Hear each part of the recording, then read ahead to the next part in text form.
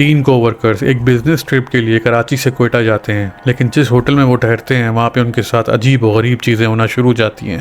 ये वाक़या मेरे करीबी दोस्त ने उनके भाई ने शेयर किया और हालिया 2024 जून में पेश आया था। सुहेल, अली और कामरान ऑफिस की तरफ से कराची से कोयटा एक बिजनेस ट्रिप पे आए थे। उनका होटल जिना रोड कोयटा पे था। होटल का नाम नहीं लूँगा फॉर ऑब्वियस रीजंस। उनका स्टे लगभग 1 हफ्ते का था।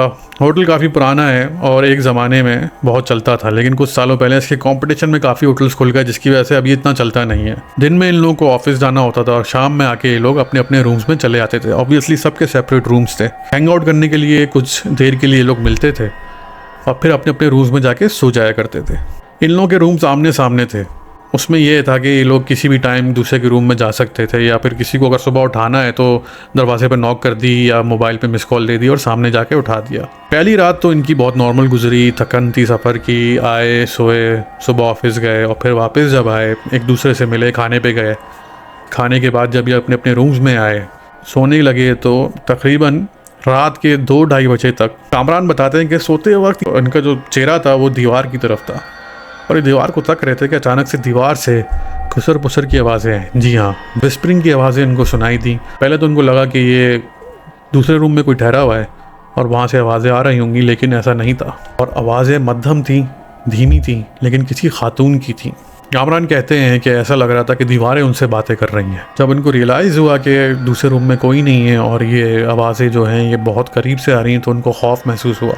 उन्होंने अपने मोबाइल में आयतुल कुर्सी लगाई और सो गए। वो बताते हैं कि जो खुसर पुसर थे उसमें अल्फाज उनको साफ वाज़े सुनाई नहीं दे रहे थे कि अल्फाज क्या हैं। नेक्स्ट मॉर्निंग जब ये लोग सब तैयार होके नाश्ते पे मिले तो कामरान ने अली और सोहेल को बताया कि मेरे साथ रात को इस तरह का वाक़या पेश आया, जिस पे अली ने कहा कि मेरे साथ भी ऐसी हुआ था, लेकिन मुझे लगा कि बराबर वाले रूम में कोई स्टे कर रहा है। वो इस बात को इग्नोर करके सो गए। उसकी नेक्स्ट रात को मामूल के मुताबिक ये लोग अपने अपने रूम्स में चले गए रात को सोने। कामरान बताते हैं कि वो बेड पे लेटे तो फिर से उनको विस्परिंग और खुसर पुसर की आवाज़ें दीवारों में से आना शुरू हो गई और आहिस्ता आहिस्ता आवाज़ें तेज़ होती रहीं, यानी कि उनकी इंटेंसिटी बढ़ती गई।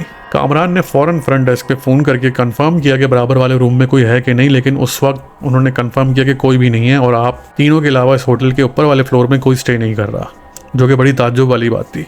कामरान को इस बात का अंदाज़ा हो गया था कि यहाँ पे कुछ मामलात ऐसे हैं जो कि अलग ही हैं। फिर वो आवाज़ें काफ़ी तेज़ उनकी तरफ आने लगी। वो आंख बंद करके मोबाइल पे आयतुल कुर्सी लगा के दोबारा सो गए। अगले दिन कामरान ने अली से दोबारा पूछा तो उन्होंने भी यही बात की कि मेरे कमरे में भी बहुत तेज़ आवाज़ें आ रही थी और मुझे ताज्जुब हुआ तो मैं खिड़की की तरफ गया। मैंने देखा खिड़की में से कोई बाहर तो नहीं है जो बातें कर रहा है, क्योंकि वो ऐसे हैं कि रूम्स के बाद टेरेस हैं और टेरेस सब मिले हुए हैं और नीचे वाले टेरेस भी हैं और ऊपर वाले टेरेस भी हैं, जो आप देख सकते हैं ऊपर से नीचे कि कोई है कि नहीं, लेकिन ऐसा कुछ भी नहीं था।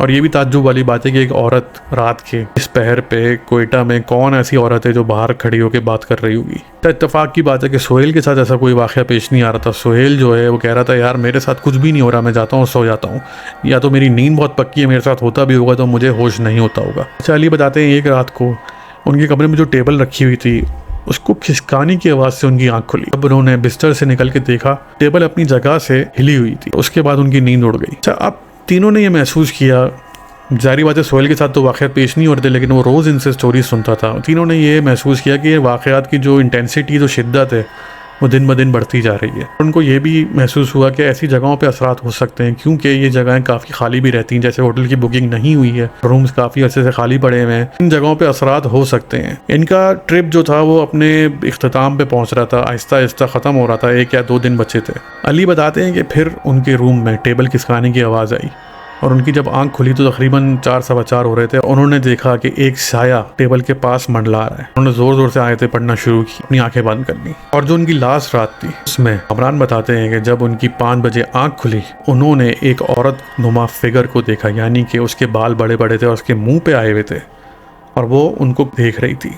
तकरीबन 5 या 6 फीट के फासले पे खड़ी हुई थी। ये देख के कामरान ने अपने मुँह पे चादर ओढ़ ली और आयतें पढ़ना शुरू कर दी। शुक्र ये है कि वो इनकी आखिरी रात थी उस होटल में।